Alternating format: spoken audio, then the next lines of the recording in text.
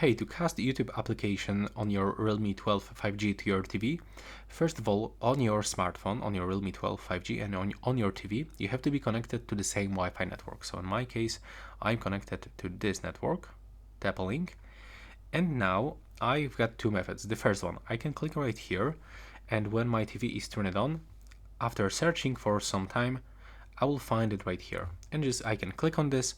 After this, I will get notification on my TV, so I have to accept this notification with my remote control of the TV, and then I will actually be able to watch this video from my phone on the TV. But if it doesn't work for some reason, you can select this option to link with the TV code, and now on your TV you will have to open the YouTube application.